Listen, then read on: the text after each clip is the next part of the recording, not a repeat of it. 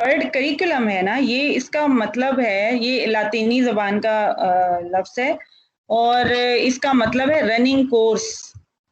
Running course का मतलब होता है जिसमें घोड़े दौड़ते हैं, ठीक है? जब घोड़े दौड़ते हैं ना जिस रास्ते के ऊपर, तो कुछ उनको पानी पिलाने के लिए लोग होते हैं, कुछ उनको कुछ खिलाने के लिए लोग होते हैं। वो सारी चीज़ें जो एडिशनल उनके अंदर ऐड की जाती हैं कोर्स के दौरान, उसको करिकुलम कहा जाता है और ये उसी वर्ड कुरेर से निकला है, करिकुलम। स्कॉटलैंड में इसको कैरिज वे कहा गया 1603 में। बदलते वक्त के साथ साथ इसकी जो डेफिनेशन है वो चेंज होती रही। यूनाइटेड स्टेट्स में 1906 में इसको कोर्स ऑफ स्टडी कहा गया और इसी तरह यूनाइटेड स्टेट्स में ही जब 1940 में इसको प्लान फॉर लर्निंग कहा गया करिकुलम को। लेकिन जो करिकुलम का जो असल आप कहें कि जो एसेंस है वो ये है कि जो हमारा जो तालीमी एक सारा ऑब्जेक्टिव होता है ना, वो हमने एक गोल हम सेट करते हैं, उसको हासिल करने के दौरान जो भी एडिशनल चीज़ें हम लोग उसमें ऐड करते हैं वो सब करिकुलम का हिस्सा होती हैं। जबकि जो निसाब जिसकी हम बात करते हैं वो सिर्फ हमारी टेक्स्ट और कंटेंट से रिलेटेड चीज़ें होती हैं, जो टॉपिक्स हमने पढ़ाने होते हैं वो स्पेसिफिकली निसाब का जो वर्ड है वो उसको एड्रेस करता है। जबकि करिकुलम में पढ़ाने के तरीके, स्ट्रेटजीज, टिप्स सब कुछ शामिल होता है। ठीक है, तो ये इन दोनों में थोड़ा सा फ़र्क है जो आपको पता होना चाहिए। तो मीनिंग ऑफ करिकुलम की अगर हम डेफिनेशन पे जाएं तो the term curriculum has been derived from a Latin word currere which means a race course or a runway on which one runs to reach a goal. गोल हमारा क्या होता है कि हमने at the end of the year अपना जो एक पूरा जो बेंचमार्क सेट किया हुआ होता है अपने स्टूडेंट्स के लिए, वो हमने अचीव करना होता है कि बच्चों को इतनी information by the end of this year, this academic year, बच्चों को हासिल हो जाए। ठीक है, वो हमारा गोल होता है जो हम सेट करते हैं और उसको हासिल करने के लिए जो जो स्ट्रैटेजीज, जो जो हम तरीके उसमें इस्तेमाल करते हैं वो सब करिकुलम का हिस्सा होते हैं। Accordingly, a curriculum is the instructional and the educative program by following which the pupils, जो students हैं, they achieve their goals, ideals and aspirations of life. ज़ाहिर है जो उन्होंने बनना होता है वो उसमें चलते चलते वो एक दिन आता है कि वो अपना गोल अचीव कर लेते हैं। तो फाइनली हमने ये समझा कि करिकुलम जो है वो एक ऐसा डॉक्यूमेंट है जो डिस्क्राइब करता है structured series of learning objectives, जिसमें हमारे ऑब्जेक्टिव्स और आउटकम्स भी लिखे जाते हैं for a given subject matter area, कि जो हमने चीज़ पढ़ानी है जिस सब्जेक्ट एरिया को, जो की लर्निंग एरिया है, उसको फोकस करते हुए हमने उसकी सारी जो लर्निंग ऑब्जेक्टिव्स हैं, आउटकम्स भी लिखते हैं और फिर हमने कैसे उसको हासिल करना है उसका भी सारा डिज़ाइन जो है वो लिखते हैं, उसमें डॉक्यूमेंट करते हैं, ड्राफ्ट करते हैं। It includes a specification of what should B learned, कि क्या पढ़ा जाएगा, how it should be taught, पढ़ाया कैसे जाएगा, and the plan for implementing assessing the learning, और उसको असेस कैसे किया जाएगा, यानी जो हमने पढ़ाया है वो हमने पढ़ाना कैसे है, फिर हमने उसको असेस कैसे करना, ये सब चीज़ें करिकुलम का हिस्सा है।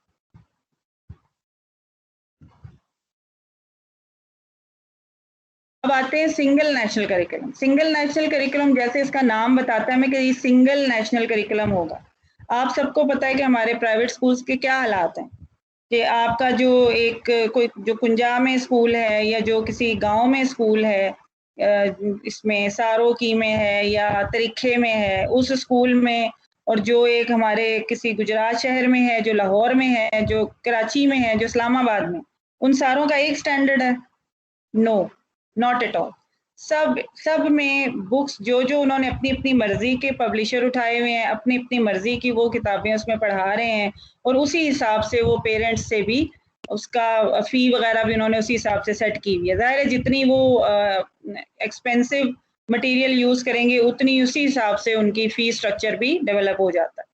तो ये मुख्तलिफ़ किस्म के जो निज़ाम हमारे मुआशरे में, हमारे मुल्क में चल रहे थे, इसकी वजह से सबसे ज़्यादा हमारा जो है ना एक डिस्पैरिटी का एहसास था, जो प्रिवेल कर रहा था। गवर्नमेंट स्कूल्स में अलग है, प्राइवेट में अलग है, और प्राइवेट में भी मुख्तलिफ़ लेयर्स हैं, जो मुख्तलिफ़ standards of education being provided across Pakistan.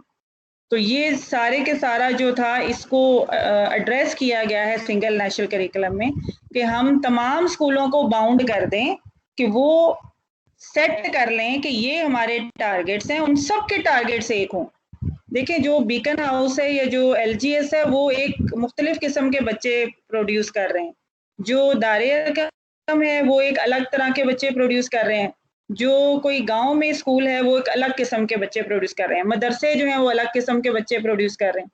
तो जो सिंगल नेशनल करिकुलम है उसके अंदर सबके टारगेट्स इन बीकन के भी मदरसों के भी, दार-ए-अरक़म के भी, एजुकेटर्स के भी, एवरी स्कूल सिस्टम जितने भी पाकिस्तान में चल रहे हैं, उन सब के ऑब्जेक्टिव्स और टारगेट्स उन्होंने सेट कर दिए कि जी ये आपके टारगेट्स हैं, अब इनको आपने अचीव करना है।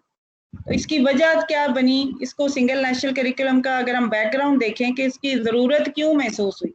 एक, जैसे मैंने आपको बताया कि ये मुख्तलिफ जो हमारे जो प्रोविंसेस में, शहरों में, गाँव में जो अलग-अलग किस्म की स्कूलिंग चल रही थी वो, उसके अलावा जो कैपेसिटी इश्यूज़ ऑफ प्रोविंसेस थे, खैबर पख्तूनख्वा एक आप देखें रकबे के लिहाज से बहुत बड़ा है, लेकिन वहाँ एजुकेशन का एक अलग सेटअप है। उनके जो एग्ज़ाम है उनका सिस्टम अलग है, जो कराची और सिंध का अलग है, पंजाब का अलग है। इसके अलावा जो compromise on quality and standard of education करना पड़ रहा था, क्योंकि केपीके वगैरह में आपको पता है कि आज तो खैर काफ़ी चेंज हो चुका है केपीके, लेकिन पहले जो प्रीवियस ईयर्स में उसमें वो एजुकेशन का स्टैंडर्ड नहीं था, ना ही बलूचिस्तान में। सिर्फ पंजाब और सिंध जो थे वो ही लीड कर रहे थे। नो नेशनल कोहेजन और किसी में आपस में कोई एक जो यूनिटी का एक जो सेंस होता है ना वो नहीं था। ये सारी हमारे बैकग्राउंड है कि इन तमाम सिचुएशन के ऊपर ज़रूरत महसूस हुई कि सिंगल नेशनल करिकुलम होना चाहिए। फिर जो नेशनल एजुकेशन पॉलिसी थी NEP 2009, इसने इंटर प्रोविंशियल एजुकेशन मिनिस्टीरियल जो कॉन्फ्रेंस होती है IPEMC जो अभी भी होती है, सारे प्रोविंसेस के जो एजुकेशन मिनिस्टर्स हैं वो they sit together and they think कि what should be the solution of this problem. तो उन्होंने इसको एड्रेस करने के लिए NCC अप्रूव की, नेशनल करिकुलम काउंसिल, और उस वक्त इसका ऑब्जेक्टिव ये था कि सिंगल नेशनल करिकुलम के ऊपर काम किया जाए कि एक करिकुलम हो, सारे के सारे मुल्क में वही चले, उसी पर फॉलो किया जाए। ठीक है जी। और 2006 का जो नेशनल करिकुलम था ना वो भी था तो नेशनल करिकुलम, लेकिन उसके बारे में ये कहा गया कि वो सिर्फ पंजाब के लोगों ने बनाया था, उसमें सारे के सारे पाकिस्तान की नुमाइंदगी नहीं थी। तो अब इन्होंने ये सोचा कि हम ऐसा करिकुलम डिज़ाइन करें कि जिसमें सारे सूबों की नुमाइंदगी हो, इक्वली हर सूबे से बंदे जो हैं उसमें बैठें, उनकी मशावरत के बाद एक ऐसा कॉम्प्रिहेंसिव किस्म का करिकुलम हो जिसमें हर प्रोविंस की जो स्पेसिफिक नीड है उसको एड्रेस किया जाए, लेकिन साथ ही साथ जो 21st सेंचुरी की डिमांड्स हैं उनको भी एड्रेस किया जाए।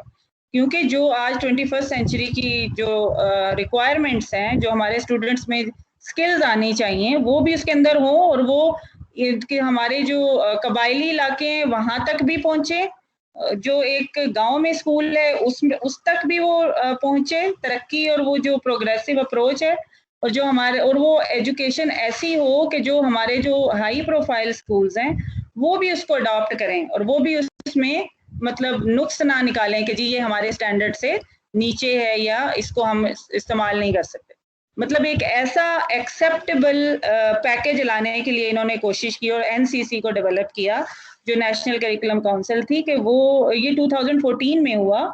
IPEMC जो फरवरी 2014 में, यानी ये इस गवर्नमेंट से भी पहले से इसका बीज जो था वो बो दिया गया था सिंगल नेशनल करिकुलम का, और इसके ऊपर उसका टास्क था NCC का कि जी उन्होंने इसके ऊपर एक नेशनल सिंगल नेशनल करिकुलम जो है वो तरतीब देना है। अब नेशनल करिकुलम काउंसिल में किन किन लोगों की नुमाइंदगी थी? अच्छा, आपको स्क्रीन शो हो रही है सबको? स्क्रीन शो हो रही है? यस मैम, हो रही है। चलें, थैंक यू जी, शो हो रही है। जो नेशनल, ठीक हो गया, thank you so much. National curriculum council जो थी उसमें आप देख लें कि ये पूरी लिस्ट है आपके सामने। Minister for federal education and professional training वो चेयरमैन थे, प्रोविंशियल जो हर सूबे से जो एजुकेशन मिनिस्टर थे वो भी शामिल थे, HEC का चेयरमैन भी थे, हेड्स ऑफ इत्तेहाद तंजीमातुल मदारिस, यानी मदारिस की भी इन्होंने प्रोजेक्शन दी, उनको भी जगह दी, उन्होंने भी आके इसमें अपनी जो इनपुट थी वो दी, क्योंकि ये इक्वली इस्तेमाल होना था मदारिस में भी, इसलिए उनकी भी इन्होंने इनपुट ली कि वो क्या चाहते हैं और वो जो जो चीज़ें उनके लिए रिक्वायर्ड हैं वो भी इसमें शामिल की जाए। Chairman of provincial text book boards वो भी शामिल हुए, representatives from army, navy and air force educational institutions, ये तमाम जो फोर्सेस हैं, जो उनके अपने जो स्कूल सिस्टम्स हैं, उन्होंने भी इसके अंदर उनके रिप्रेजेंटेटिव्स भी शामिल हुए। उसके अलावा एमिनेंट स्कॉलर्स एंड एजुकेशनिस्ट जो एक अपना मकाम बना चुके हुए हैं, उनको भी शामिल किया गया। विजन क्या है सिंगल नेशनल करिकुलम का? सिंगल नेशनल करिकुलम का जो प्राइम मिनिस्टर का जो विजन है इमरान खान साहब का, वो ये है कि one system of education for all in terms of curriculum, कि जो उसमें तालीम का सारा निसाब, पढ़ाने के तरीके, असेसमेंट, ये तमाम चीज़ें जो करिकुलम का हिस्सा होती हैं वो सब सेम हो, मीडियम ऑफ इंस्ट्रक्शन सेम हो, ठीक है, तमाम स्कूल्स के लिए, and a common platform of assessment, और जो असेसमेंट का जो तरीका कार है, जो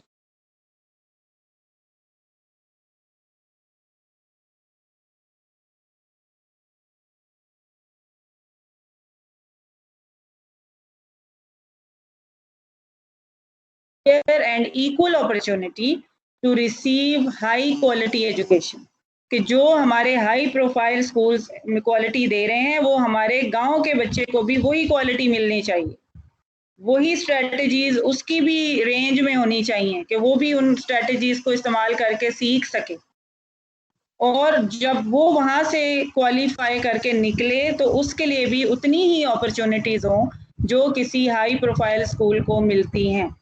मदरसे से भी बच्चा बाहर निकले तो इतना क्वालिफाइड हो कि उसे अच्छी नौकरी मिल सके। Single national curriculum is a step in that direction. ये विजन है जी सिंगल नेशनल करिकुलम का, और इसके अंदर जब आप आगे बढ़ेंगे तो यू विल फाइंड आउट कि एसएनसी के अंदर क्या चेंज आई। पहले हम देख लेते हैं कि जो हमारी बुक्स हैं जो सिंगल नेशनल करिकुलम आपको प्रोवाइड कर रहा है वो ECCE है। पहले अर्ली चाइल्डहुड एजुकेशन होती थी, अब इसके अंदर केयर का वर्ड ऐड कर दिया गया है, क्योंकि इसके मुताबिक जो बच्चा है उसकी जो अर्ली ईयर्स हैं वो इतने, उसको बहुत ही ज़्यादा बचपन में यानी उसकी बर्थ के बाद ही एक्स्ट्रा केयर की ज़रूरत होती है, और जितना वो जल्दी स्कूल में आएगा वो उतना ही ज़्यादा जल्दी उसकी जो लर्निंग है वो शुरू हो जाएगा, लर्निंग का प्रोसेस, और उसके लिए केयर का वर्ड ऐड करने की ज़रूरत इसलिए महसूस हुई कि जब ज़्यादा छोटा बच्चा स्कूल में आता है, जो जूनियर प्री स्कूल में, तो उसकी केयर टीचर को माओ की तरह करनी पड़ती है। तो इसलिए जो ECC का पूरा सिंगल नेशनल करिकुलम का जो मसवदा है, जो बुकलेट है, उसके अंदर केयर का वर्ड ऐड करके उसके लिहाज से भी कंटेंट ऐड किया गया।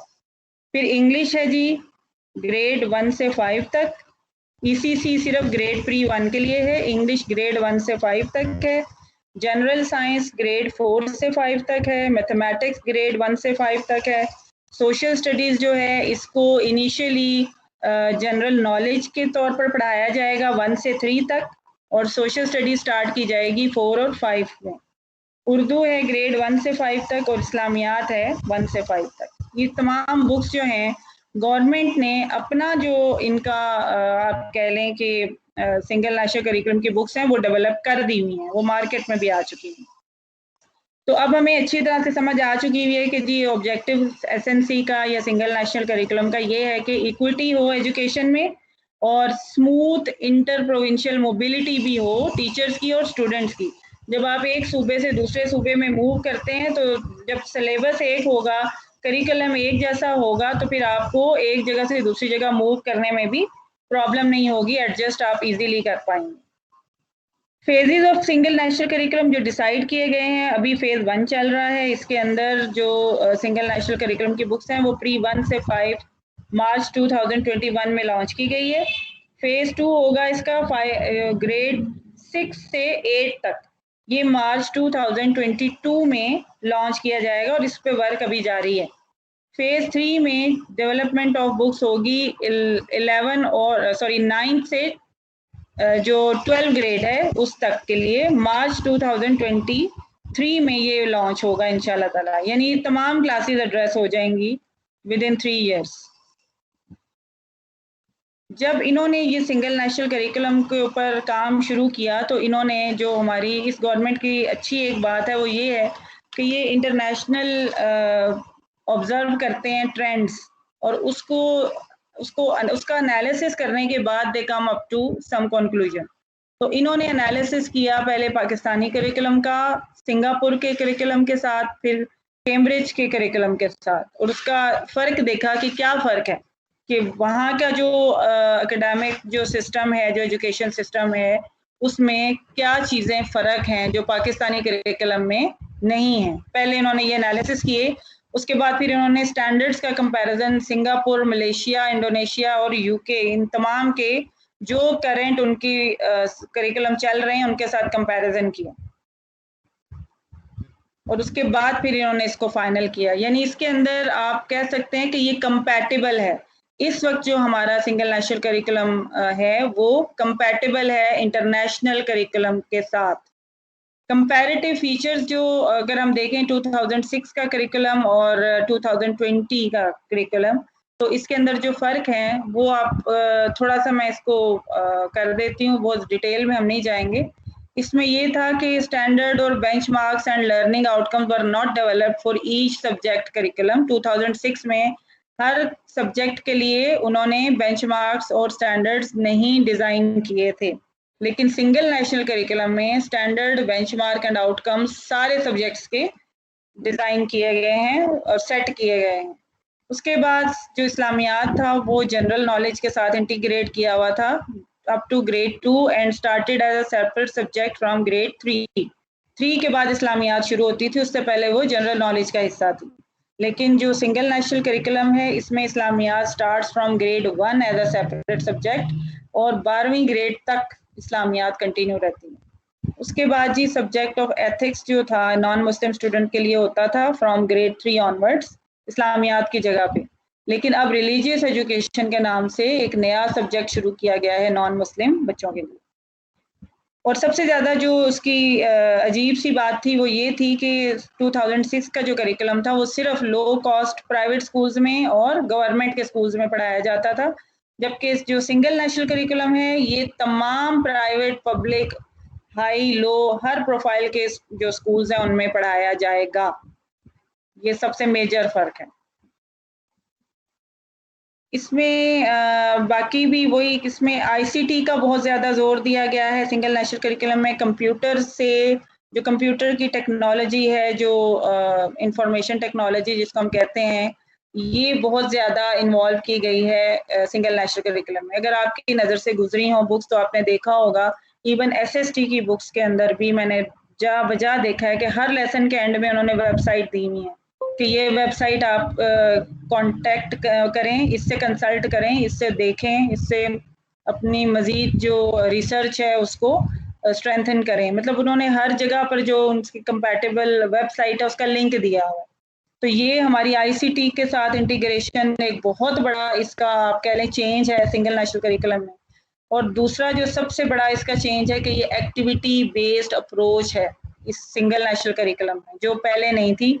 इस दफ़ा जो आपके पास तमाम सब्जेक्ट्स की मैं बात कर रही हूँ as a whole, English, math, जो जनरल नॉलेज है, एसएसटी है, इस्लामियात है, तमाम सब्जेक्ट्स जो हैं वो एक्टिविटी बेस्ड और स्टूडेंट सेंटर्ड अप्रोच इसमें ली गई है। उसके अलावा बच्चों की जो वैल्यूज़ हैं उससे उनका तारुफ कराया गया है कि उनकी कैरेक्टर बिल्डिंग की तरफ फोकस किया गया है। और जो हमारा जो सस्टेनेबल डेवलपमेंट गोल नंबर 4 है, एजुकेशन फॉर ऑल, इसको भी इन्होंने अलाइन किया है इंटरनेशनल कमिटमेंट के साथ कि जो हमारा ये एसएनसी है वो तमाम स्टूडेंट्स को इक्वल अपॉर्चुनिटी दे क्वालिटी एजुकेशन की। अब इस पे बात करते हैं कि सिंगल नेशनल करिकुलम में जो ऑर्गेनाइजेशन ऑफ टॉपिक्स है वो कैसे है। तो सबसे पहले तो आपको अगर 2006 का कभी इत्तेफाक हुआ हो पढ़ने का तो उसमें भी थीम्स, स्टैंडर्ड्स, बेंचमार्क्स और स्टूडेंट लर्निंग आउटकम्स बताए गए थे, ठीक है। लेकिन इसमें तमाम सब्जेक्ट्स के बारे में बताए गए हैं। उसमें स्पेसिफिक थे, किसी किसी में थे, लेकिन इसमें तमाम सब्जेक्ट्स के हैं। ये सबसे अलग चीज़ होगी। अब इसमें मैं थोड़ा सा आपको ये डिस्कस कर दूं कि ये होते क्या क्या हैं। थीम्स जो होती है ये आप कह लें कि जो भी सब्जेक्ट है उस, जैसे हम एसएसटी की बात करते हैं, फर्ज करें सोशल स्टडीज की बात करते हैं, तो उसका जो की लर्निंग एरिया है ना उसको थीम कहते हैं। ठीक है, जो की लर्निंग एरिया है, जैसे एसएसटी जो है उसके अंदर आप कह लें कि 6 थीम्स हैं, जिसके अंदर इकोनॉमिक्स आ जाती है, कल्चर आ जाता है, उसके अलावा उसमें बाकी जो हिस्ट्री है, ज्योग्राफी है, ये उसकी थीम्स हैं, यानी सब्जेक्ट एरिया जिसको कहते हैं की लर्निंग एरिया, वो ब्रॉडर एरिया ऑफ स्टडी को रिप्रेजेंट करता है। ठीक है, जबकि जो स्टैंडर्ड होता है वो एक डिस्क्रिप्टिव लाइन होती है, एक डिस्क्रिप्शन होती है कि अगर इकोनॉमिक्स का पूरा तो नहीं पढ़ा देना ना आपने, वो तो एक इकोनॉमिक्स तो थीम होगी, लेकिन स्टैंडर्ड होगा कि जी जो बच्चे हैं they will be learning about goods and services. ठीक है, उसमें गुड्स एंड सर्विसेज के बारे में वो जानेंगे, ये एक उसका स्टैंडर्ड हो जाएगा। तो इसी तरह जो बेंचमार्क्स हैं, बेंचमार्क्स जो होते हैं ये बच्चों की फिजिकल ग्रोथ आप कह लें, फिजिकल डेवलपमेंट के लिहाज से उनकी जो लर्निंग कैपेसिटी है उसको मद्देनजर रखकर सेट किए जाते हैं कि 3 क्लास का बच्चा, जैसे 1 से 3 तक का एक बेंचमार्क है हमारा, 4 और 5 का अलग बेंचमार्क है। ठीक है, कि 1 से 3 तक का बच्चा जो है वो सिर्फ इतना जानेगा कि गुड्स एंड सर्विसेज की डेफिनेशन कि वो होती क्या क्या है। अब जो 4 और 5 का बच्चा है वो गुड्स एंड सर्विसेज में मजीद थोड़ा कॉम्प्लेक्स उसको आप टास्क देंगे कि वो उसमें गुड्स एंड सर्विसेज में मजीद उसको आइडेंटिफाई करेगा, उस पर कोई रिसर्च करेगा, या कुछ भी उसकी एज इस काबिल है कि वो उसको मजीद कॉम्प्लेक्स स्टडी कर सकता है। ठीक है, तो जो बेंच मार्क्स हैं ये भी डिफाइन कर दिए गए हैं तमाम सब्जेक्ट्स के। इसी तरह स्टूडेंट लर्निंग आउटकम्स जो हैं ये हमारे इमीडिएट लर्निंग आउटकम्स होते हैं जो कि क्लास के लिए सेट किए जाते हैं कि उस क्लास में, यानी जो एक 40 मिनट्स का सेशन होगा उसके अंदर स्टूडेंट क्या सीखेगा, ये भी तमाम सब्जेक्ट्स के बता दिए गए हैं बुक्स के अंदर। ये आपको नज़र आ रही है पिक्चर, इससे आपको अच्छी तरह से समझ आ जाएगा कि ये देखें, ये जैसे थीम है, थीम से स्टैंडर्ड निकल रहा है जो कि उस सब्जेक्ट एरिया के बारे में एक स्टेटमेंट होती है कि बच्चा किस टॉपिक के बारे में सीखेगा। फिर उसके बेंचमार्क्स हैं कि वो 1 से 3 तक का अलग बेंचमार्क है, 4 से 5 तक का अलग बेंचमार्क है। 1 से 3 तक के क्या क्या SLO होगा, उसका SLO 2, SLO 3 एंड 4। आगे फिर उसके लर्निंग आउटकम्स उसकी क्लास के लिहाज से डिफाइन कर दिए जाते हैं। अब ये जैसे पिक्चर आपको नज़र आ रही है ना, तो हम लोगों का जो ट्रेडिशनल तरीका तदरीस है वो ऐसा है। मैं इस पे आप लोगों के कमेंट नहीं लूँगी क्योंकि अभी हम एंड में डिस्कशन करेंगे, अगर आपका कोई क्वेश्चन है तो। अभी जैसे आपको ये तस्वीर नज़र आ रही है, इसमें आप देख रहे हैं कि टीचर जो है वो पढ़ाए जा रहा है चाहे बच्चों को समझ आ रही है या नहीं। ठीक है, तो इस चीज़ को सिंगल नेशनल करिकुलम ने एड्रेस किया है कि हम बच्चों को इस तरीके से नहीं पढ़ाना चाहते कि बच्चों को आप बताते रहें और उनके सरों पे छतरियां हैं, उनको वो पानी मिल ही नहीं रहा जो टीचर फेंक रहा है, वो जरखेजी उनके सरों पे जा ही नहीं रही, ट्रांसफ़र नहीं हो रही। लेकिन ये दूसरी पिक्चर अगर आपके सामने जो आई है, इसको अगर आप देखें तो इसमें तमाम बच्चे किसी न किसी टास्क में बिजी हैं, कुछ ना कुछ कर रहे हैं, they are learning, they are talking to each other, वो कुछ ना कुछ आपस में कोऑर्डिनेट कर रहे हैं, बात कर रहे हैं, कहीं पेयर वर्क हो रहा है, कहीं पर ग्रुप वर्क हो रहा है। तो इस तरह से, और बल्कि आप देखें इसकी विंडो में देखें तो बच्चे बाहर से भी अंदर देख रहे हैं कि वो भी इस क्लास का हिस्सा बनना चाह रहे हैं। तो दैट्स हाउ जो एक्टिविटी बेस्ड लर्निंग है वो बहुत ज़्यादा बच्चों को अपील भी करती है, बच्चों का इंटरेस्ट भी इसमें डेवलप होता है, और उससे हमारे जो लर्निंग आउटकम्स हैं वो भी हमें 100% अचीव होते हैं। अब हम थोड़ी सी नज़र डालते हैं कि जो सिंगल नेशनल करिकुलम है इसमें कौन सी इंस्ट्रक्शनल स्ट्रेटजीज जो हैं वो टीचर यूज़ करेगा। जो इंस्ट्रक्शनल स्ट्रेटजीज यानी पढ़ाने के तरीके क्या होंगे, ठीक है जी। इसमें अगर हम इस पिरामिड को देखें, इसी पिरामिड को आपके टीचर्स को दिमाग में रखना चाहिए, माइंड में रखना चाहिए, और आप जो बीइंग हेड आपको भी ये चीज़ें पता होनी चाहिए कि लर्निंग पिरामिड क्या होता है, कि जो हमारे स्टूडेंट्स हैं उनका एवरेज रिटेंशन रेट कितना है। रिटेंशन रेट से मतलब है कि जो आपने किसी बच्चे को पढ़ाया चाहे वो इनमें से कोई भी तरीका हो, तो उसकी रिटेंशन कितनी रही, यानी उसके माइंड में 2 हफ्ते के बाद जो आपने पढ़ाया था वो कितना उसके दिमाग में रहा या वो नॉलेज उसका माइंड का हिस्सा बनी। लेक्चर देखें सबसे ऊपर है, उसमें वो है ही नहीं कोई, उसमें 2 हफ्ते के बाद वो लेक्चर उड़ जाएगा उसके माइंड से। उसकी कोई उसमें नॉमिनल उन्होंने वैल्यू नहीं लिखी हुई, न्यूमेरिकल वैल्यू नहीं लिखी हुई। रीडिंग अगर आप करवाते हैं बच्चे से तो 10% रिटेंशन रेट है, जो कि रिसर्च बताती है कि बच्चा 2 हफ्ते के बाद 10% तक उसकी लर्निंग हुई होगी। जो हमारा ट्रेडिशनल तरीका तदरीस है ना, उसमें हम रीडिंग कराते हैं बच्चों से, पढ़ो, उसके बाद बोर्ड पे लिख देते हैं, वो कॉपी कर लो, ठीक है। तो उसकी 10% रिटेंशन है, 2 हफ्ते बाद वो 10% याद रहेगा उसे। उसके बाद आते हैं ऑडियो विजुअल के ऊपर, कि अगर आप बच्चे को कोई वीडियो दिखा देते हैं लैपटॉप के ऊपर या एलईडी के ऊपर, तो उसका 20% रिटेंशन रेट है। डेमोन्स्ट्रेट करके दिखाते हैं, यानी एक्ट करके टीचर बताता है, तो 30% रिटेंशन रेट है कि 2 हफ्ते बाद बच्चा 30% तक उसके माइंड में वो टॉपिक और वो बात रहेगी।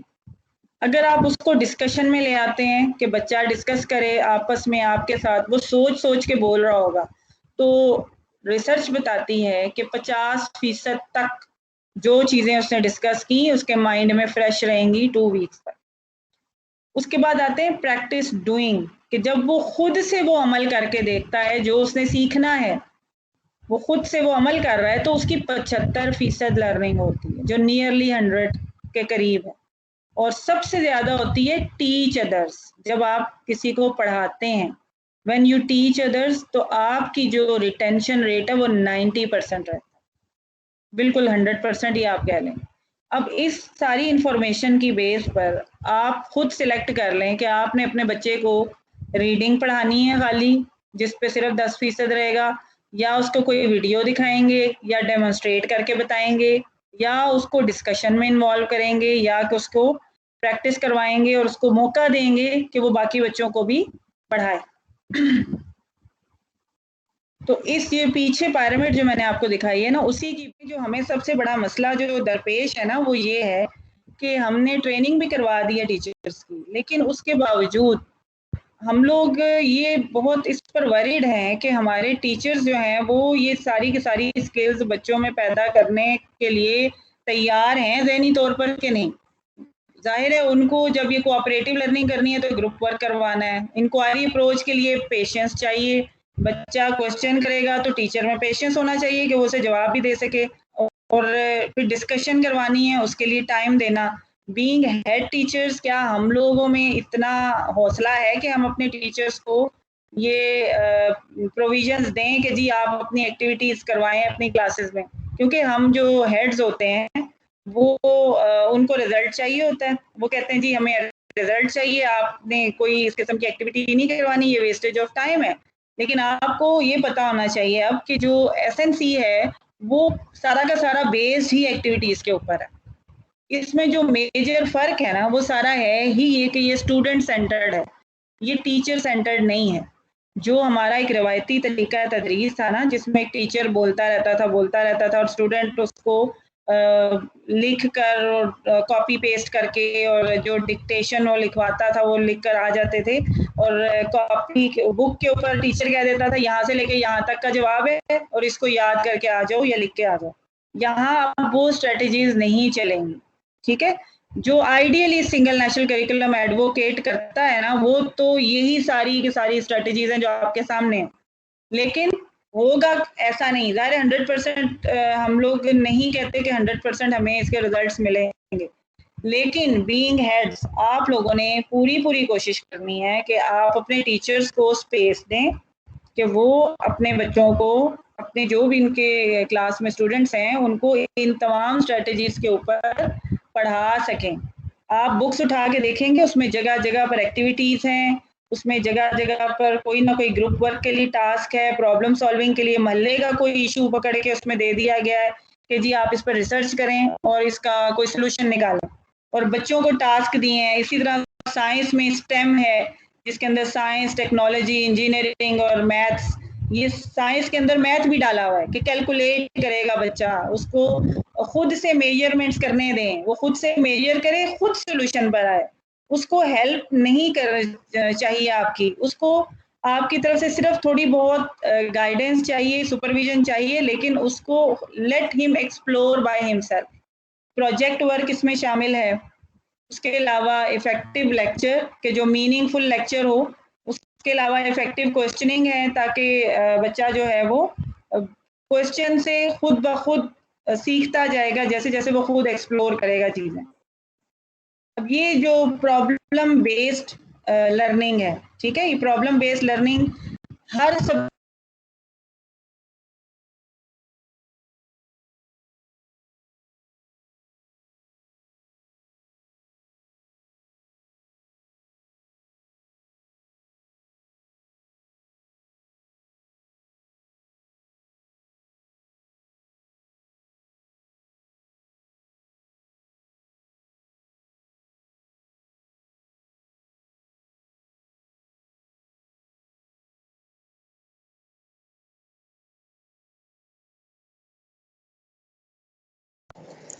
कि इसमें कोई प्रॉब्लम दे दी जाती है बच्चों को और उनसे कहा जाता है कि जी आप इसको खुद से सॉल्व करें। लेकिन पहले वो, अब जैसे उनको कोई टॉपिक दे दिया गया, उन्हें कोई प्रॉब्लम दे दी गई, तो उन्होंने उसके ऊपर अपनी एग्जिस्टिंग जो इंफॉर्मेशन है वो देखेंगे पहले कि हमें कितना पता है उसके बारे में। जो उनके पास एग्जिस्टिंग डेटा उसका है वो उसको इकट्ठा करेंगे। उसके बाद वो यानी फर्स्ट ब्रेनस्टॉर्मिंग करेंगे।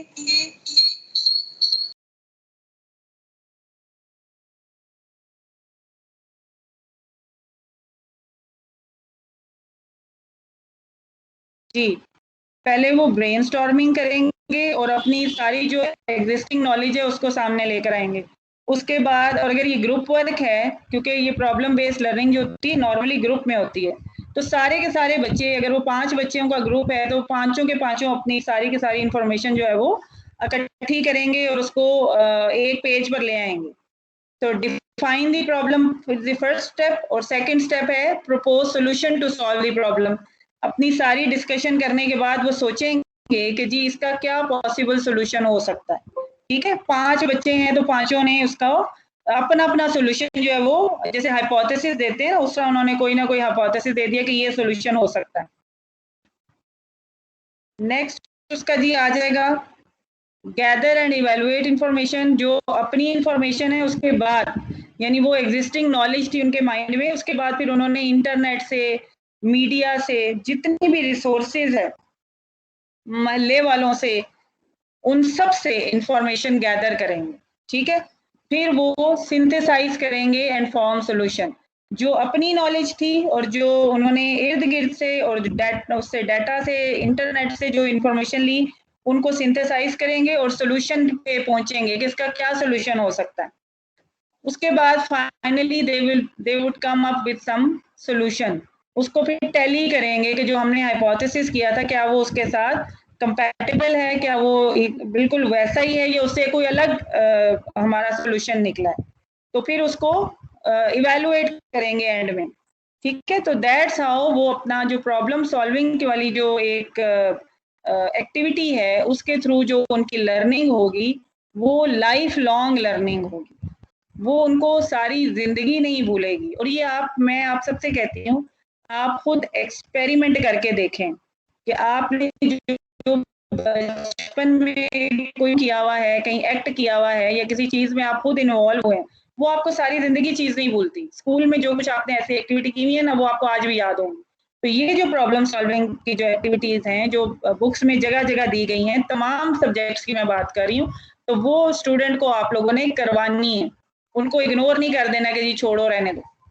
इसी तरह फिर आ जाती है एक्सपीरियंशियल लर्निंग, जिसमें रोल प्लेज हैं, सिमुलेशंस हैं, कि जैसे बैंक के बारे में बच्चे को बताना है ना, तो बैंक का पूरा माहौल क्रिएट कर देना। अब इसमें ये नहीं है कि आप बैंक टेबल चेयर्स लाएंगे, उसका आप कोई बहुत ज्यादा आपको एक्सपेंडिचर करना पड़ रहा है। नो, आप अपने स्कूल के अंदर ही, क्लास के अंदर ही 4 बच्चों को बाहर निकालें, उनमें से एक को बोले आप मैनेजर हैं, आप जो हैं कैशियर हैं, आप यहाँ पर कस्टमर आए हैं, अब आपने इसको रोल प्ले करना है। ये आपके डायलॉग्स हैं, और या डायलॉग्स भी उनको खुद से क्रिएट करने दें, ठीक है। तो दैट्स हाउ सिमुलेशंस वगैरह आप लोग अपने रिसोर्सेज के अंदर रहते हुए बड़ा इजीली कर सकते हैं, और बच्चे इसमें बहुत इंटरेस्ट लेते हैं, वो बड़े खुश होते हैं। उसके बाद एक्चुअल विजिट्स हैं, उनको कम्युनिटीज के जो फील्ड ट्रिप्स हैं, हिस्टोरिकल प्लेसेस पे लेकर जाएं, इंटरव्यूज करवाएं उनसे, जो आपके एरिया में कोई रिनोन्ड पर्सनालिटी है, बच्चे को मौका दें कि वो एक्सपीरियंस करे खुद। जब वो खुद जैसे इलेक्शन की एक्टिविटी है, वो बच्चों को एक्सपीरियंस करवाते हैं। और ये आपको मैं यहाँ पर ज़रूर आपसे शेयर करूँगी कि ये वो की एरिया है जो हमें अभी तक जो हाई प्रोफाइल स्कूल्स है ना, उनसे हम जो हमारे मीडियोकर स्कूल्स हैं वो पीछे हैं। उसकी वजह ये वाली रीज़न है, एक्सपीरियंशियल लर्निंग। कि हमारे जो स्टूडेंट्स हैं आम स्कूलों के, जो आम आप कह लें कि ज़रा मीडियोकर जो प्राइवेट स्कूल्स हैं ना, वहाँ पर भी, और गवर्नमेंट स्कूल्स में तो बिल्कुल ही नहीं, सवाल ही पैदा नहीं होता कि एक्सपीरियंशियल लर्निंग होती हो, ठीक है। तो जो हाई प्रोफाइल आज स्कूल्स हैं, जो कि इतनी इतनी फीस और इतनी इतनी उनके एक्सपेंडिचर्स हैं, वो आज आप पे लीड इसीलिए कर रहे हैं कि वो 21st सेंचुरी के जो तकाजे हैं वो उनको पूरा कर रहे हैं, उनको फुलफिल कर रहे हैं। मैंने रिसेंटली बीकन हाउस में विजिट किया, और वहाँ पर जब मुझे पता चला कि उन्होंने ये कहा, और हमें पहले भी वैसे पता है, इसका आइडिया है कि they are already working on these lines. वो पहले ही सिंगल नेशनल करिकुलम के पैटर्न के ऊपर तालीम बच्चों को दे रहे हैं, इसीलिए लीड कर रहे हैं। और उनके जो बच्चे पास आउट होते हैं, उनकी जो कॉन्फिडेंस लेवल होता है, उनका जो एक पर्सनालिटी की जो ग्रूमिंग होती है, वो होती है कि उनको अच्छे से अच्छी जॉब मिलती है। उनकी लैंग्वेज, ज़ाहिर है वो लैंग्वेज पे भी वर्क करते हैं, तो उस वजह से उनकी लैंग्वेज उनको आउटस्टैंड कर देती है बाकी बच्चों से। और यही वजह है कि उनको बेहतर अपॉर्चुनिटीज मिल जाती हैं जॉब्स की भी, और उनके फ्यूचर सिक्योर हो जाता है। तो ये experiential learning now it is becoming a part of और public school as well, madrasas as well, and mediocre private schools as well. ठीक है जी, ये चीज आपको आउटस्टैंड करेगी इंशाल्लाह ताला। ये लेकिन आपने ऐड करनी है use of actual real life experiences, ताकि बच्चे जो हैं वो उसको एक्सपीरियंस करें और उससे सीखें, और वो लाइफ लॉन्ग लर्निंग होगी। फिर कोलैबोरेटिव लर्निंग है, वही ग्रुप वर्क, ये किसी हद तक हमारे स्कूल्स में हो रहा था, लेकिन इसको भी बहुत ज़्यादा फोकस किया है सिंगल नेशनल करिकुलम ने, कि ग्रुप वर्क, बच्चों को आप कोई टास्क दे दें कि वो बैठकर उसको करें। फिर कम्युनिटी बेस्ड लर्निंग है, वही जैसे पहले भी आपको बात मैंने शेयर की है कि उनको डिफरेंट जो सोशल जो प्लेसेस हैं उनका विजिट करवाएं। बच्चे जब विजिट करते हैं खुद, तो उनकी जो वहाँ पर जाकर जो एक्सपीरियंस करते हैं, वो उनकी डीप लर्निंग होती है। फिर ये कुछ टीचिंग स्ट्रेटजीज हैं जो कि सिंगल नेशनल करिकुलम आपके लिए लेकर आया है कि जी आप बच्चों को इंटरेस्ट डेवलप करें, उनको इन्वॉल्व करें, स्टूडेंट सेंटर्ड टेक्निक्स यूज करें। अब यहाँ पर जैसे हिस्ट्री के लिए उन्होंने एक टेक्निक बताई है कि आप बच्चों को आंखें बंद करवा के, तो उन्हें कहें कि वो इमेजिन करें कि वो खुद उस जमाने में, they are a part of that era. और इस तरह से वो बच्चे इंटरेस्ट भी लेते हैं स्टोरी टेलिंग की शक्ल में, और वो बड़ा अच्छे तरह से सीख जाते हैं। देन इट इज, ये वर्ड वॉल है आपके सामने, कि जो भी लैंग्वेज, अगर वो इंग्लिश का सीख रहे हैं तो उसमें भी इनको वर्ड वॉल बना के दें, वर्ड बैंक बना के दें। ये भी सारी एक्टिविटीज हैं, और ये इंटरनेट पर भी आपको बेतहाशा मिल जाती है। और जो प्राइवेट स्कूल्स हैं वो इस पर पहले से काम कर रहे हैं, आई नो, लेकिन हमारे पब्लिक स्कूल्स के लिए ये चीज़ें कुछ एडिशनल हैं। ठीक है, कुछ चीज़ें ऐसी हैं जो हमारे तमाम मेरा ख्याल है कि प्राइवेट स्कूल्स में हो रही हैं, तो उसके अंदर ये भी शामिल है। बिकॉज मेरा भी बैकग्राउंड प्राइवेट स्कूल्स का है, तो मुझे आइडिया है कि इतने हद तक हमारे प्राइवेट स्कूल कर रहे थे। फिर ये विजुअल डिस्कवरी है कि बच्चे जो हैं उनको जैसे अपने घर से स्कूल तक का वो जो चीज़ें वो देखता है, वो उनको खुद से डिस्कवर करें। ठीक है, या उसको कोई पिक्चर दिखाएं और उसको कहें कि इसके बारे में खुद ही स्टोरी बनाओ, या खुद ही इसको डिस्कवर करो कि ये क्या है, बाय शोइंग पिक्चर्स, स्टोरीज। और बच्चे जो हैं उनको टीचर खुद बताने से पहले बच्चों के आइडियाज जो है वो सुने। इस तरह से उनकी जो क्यूरियोसिटी है वो फ्लरिश होती है ज़्यादा। फिर पिक्चर गैलरीज हैं, ये भी प्राइवेट स्कूल्स में पहले से हो रही थी, और इसको मजीद स्ट्रेंथन किया है आपके सिंगल नेशनल करिकुलम में। स्टार्ट टीचिंग सिटीजनशिप के बच्चों को सिटीजनशिप का पता चले कि वो स्टेट के मतलब क्या है, स्टेट वो स्टेट के हैं और स्टेट की हर चीज जो है वो उनकी प्रॉपर्टी है, उनको बिलोंगिंगनेस का एहसास होना चाहिए और उसकी रेस्पेक्ट करें वो, ताकि जैसे हमारे माशरे में बहुत सारी बुराइयां आम हैं कि कोई ज़रा सा कहीं पर एजिटेशन होती है तो अपनी अमलाक को नुकसान पहुंचाना शुरू कर देते हैं ना, तो ये हमने बचपन से ही बच्चों को इस चीज़ की ट्रेनिंग देनी है। वोकैबलरी है, ये भी चीज़ें पहले प्राइवेट स्कूल्स में हो रही थी और सिंगल नेशनल करिकुलम ने इसके मजीद मौका फराहम किया है कि हमारे तमाम स्कूल इसको फॉलो करें। लर्निंग को आपने इंटरेस्टिंग बनाना है बच्चे के लिए, ठीक है, और वो इसमें डिफरेंट एक्टिविटीज़ हैं कि आप बच्चों को कार्ड्स दे दें जिसमें क्वेश्चंस हों और कुछ को एक ग्रुप को आंसर्स दे दें और फिर कहें कि जी इस क्वेश्चन का आंसर किसके पास है, तो वो स्टूडेंट खड़ा हो जाएगा और बताएगा मेरे पास इसका आंसर है।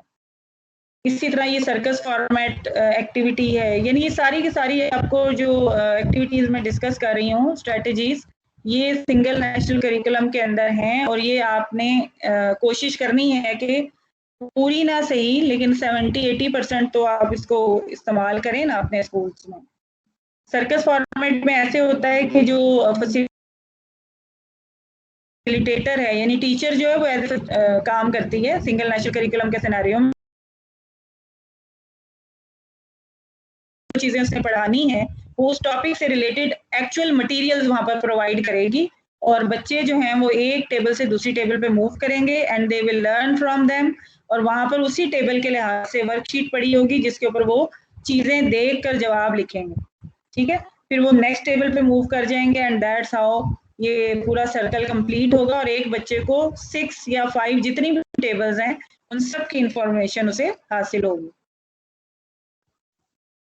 ये अब इंग्लिश के लिहाज से मैं थोड़ा सा आपको ऐड कर दूं कि इंग्लिश लैंग्वेज जो है वो एज ए लैंग्वेज पढ़ाई जाएगी सिंगल नेशनल करिकुलम में। आपने टीवी पे भी सुना है, आपने अपने एजुकेशन मिनिस्टर से भी सुना है। तो इसमें जो अप्रोच यूज हो रही है इंग्लिश में वो है CLT, इसको कहते हैं कम्युनिकेटिव लैंग्वेज टीचिंग, जिसके अंदर बच्चे को आपने बोलना सिखाना है कि उसे बोलना आना चाहिए रिगार्डलेस कि वो उसमें he is making mistakes of grammar, he is making mistakes of pronunciation, आपने यू लेट हिम स्पीक, उसे कोई आप प्रॉम्प्ट्स दे सकते हैं कि जी वो उसके ऊपर बात करे, कोई टॉपिक दे दें, कोई पिक्चर दे दें और उसको कहें कि जी तुम बोलो, चाहे वो गलतियां करे, ठीक है, लेकिन ये कि इसमें टीचर का बोलना बड़ा जरूरी है।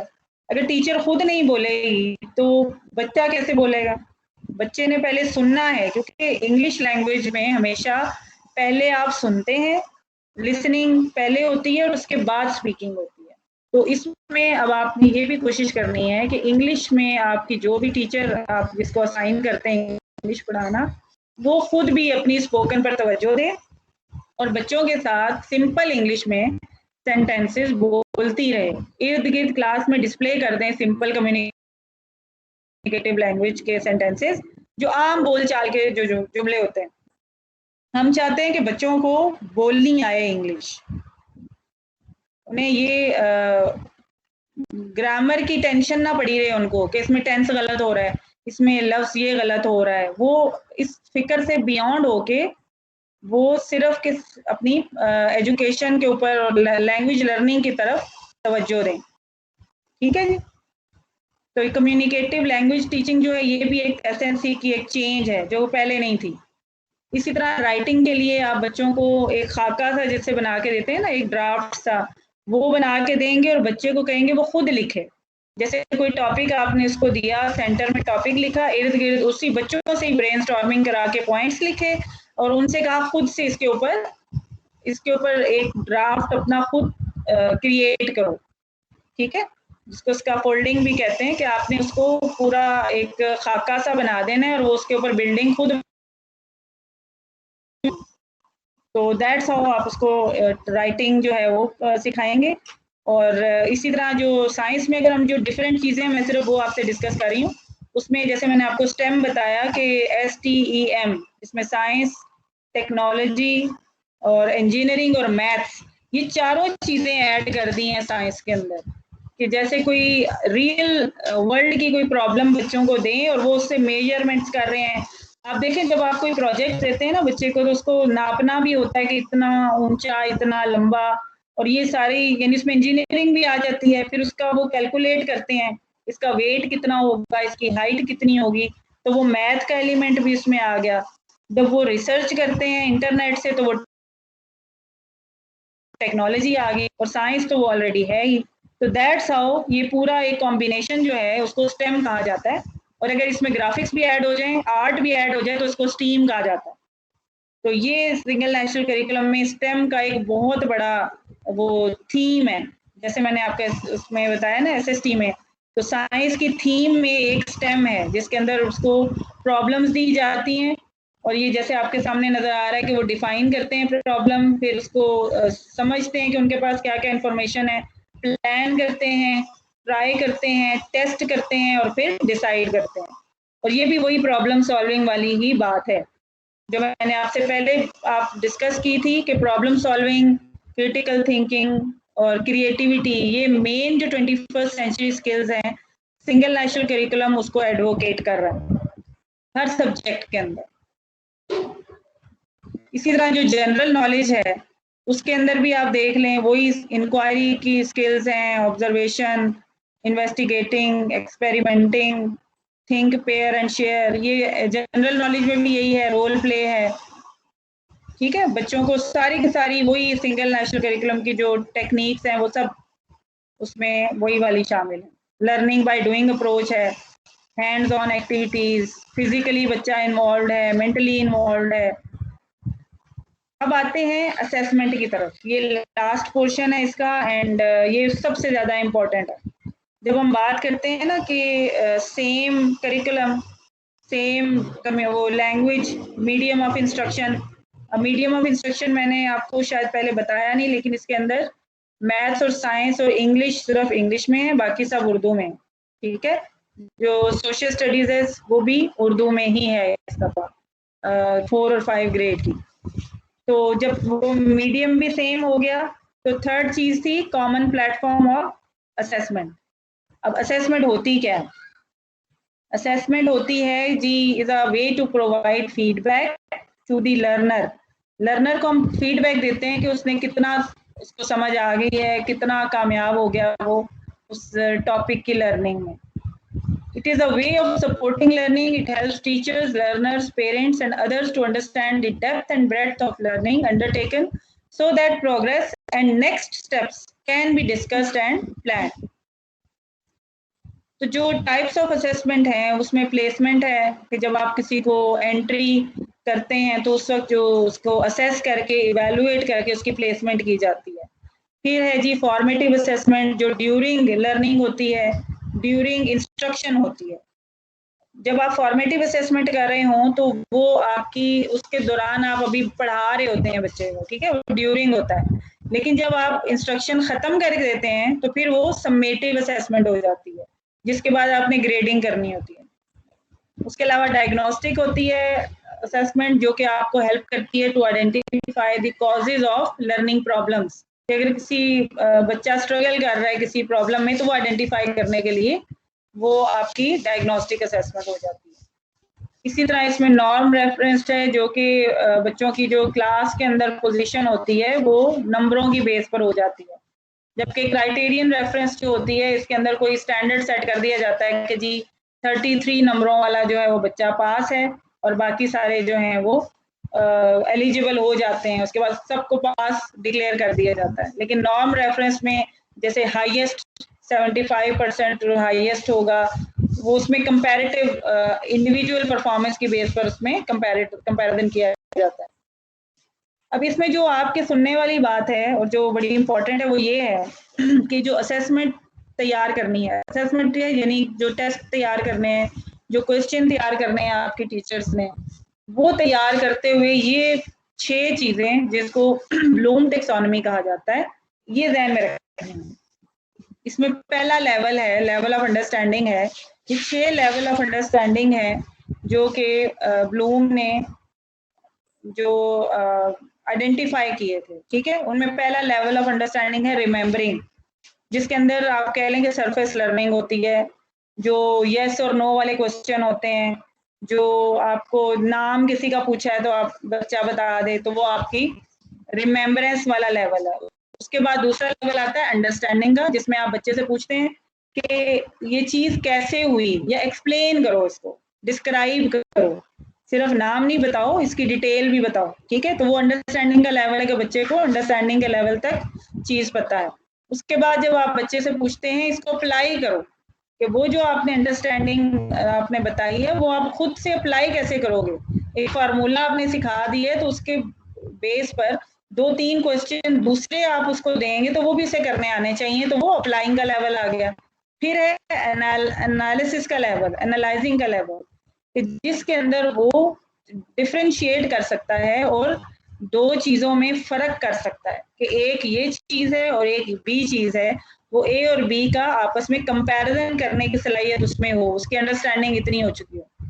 उसके बाद जो सेकंड लास्ट है वो है इवेलुएट, जिसमें वो अपनी जजमेंट पास कर सकता है, वो खुद अपनी राय देने की पोजीशन में हो जाता है कि क्या चीज अच्छी है, क्या बुरी है, या क्या कहाँ पर स्टैंड करती है, ठीक है। जस्टिफाई अ स्टैंड और पोजीशन। फिर उससे भी जो टॉप लेवल है, ये हाई ऑर्डर पे जा रहे हैं हम, ठीक है। रिमेम्बरिंग सबसे लोएस्ट ऑर्डर ऑफ लर्निंग है, और इससे ऊपर ऊपर जैसे हम जा रहे हैं ये हायर ऑर्डर ऑफ लर्निंग है। लास्ट वन है क्रिएटिंग, कि जिसमें आप क्रिएट करते हैं नई चीज, उसी इंफॉर्मेशन की बेस पर समथिंग न्यू क्रिएट कर देते हैं। तो जब आप असेसमेंट डिजाइन करेंगे तो उसमें जब आपने क्वेश्चन करने हैं, तो अगर आप यस नो वाले क्वेश्चन करेंगे तो रिमेम्बरिंग का लेवल है, जो कि सबसे लो स्टैंडर्ड मैंने आपको बताया। थोड़ा सा आप बच्चे को एक्सप्लेन करने का कहेंगे तो अंडरस्टैंडिंग का लेवल है। अप्लाई करने का कहेंगे तो फिर वो आपका मजीद हाई ऑर्डर थिंकिंग है। फिर उससे ऊपर जब एनालिसिस करने का कहेंगे तो वो उससे मजीद ऊपर चला जाता है। तो इसी तरह आपने जो सिंगल नेशनल करिकुलम है वो आपको कहता है कि आप रिमेम्बरिंग के लेवल के क्वेश्चन मत, या करें भी तो कम करें। जो क्रिएटिंग के क्वेश्चंस हैं, जो इवैल्यूएटिंग के क्वेश्चंस हैं, जो कि हाईएस्ट ऑर्डर थिंकिंग क्वेश्चंस हैं, वो क्वेश्चंस आपको ऐड करने चाहिए अपनी असेसमेंट बनाते हुए, क्रिएट करते हुए। और इसी फार्मूले को मद्देनजर रखकर आपके सारे टेस्ट बनाएं, आपके सारे जो एग्जाम्स हैं वो इसी फार्मूले की बेस पर बने, जिसमें आप बच्चों को कुछ क्रिएट करने के लिए बोलें, कुछ एनालिसिस करने के लिए बोलें, अप्लाई करने के लिए बोलें, अंडरस्टैंडिंग और रिमेम्बरिंग के भी बोलें, लेकिन कम क्वेश्चंस हो। ज्यादा जो हाई ऑर्डर हैं, जो हाईएस्ट ऑर्डर के क्वेश्चंस हैं, वो आप बच्चों से पूछें। तो ये आपको फार्मूला सिंगल नेशनल करिकुलम ने दे दिया है।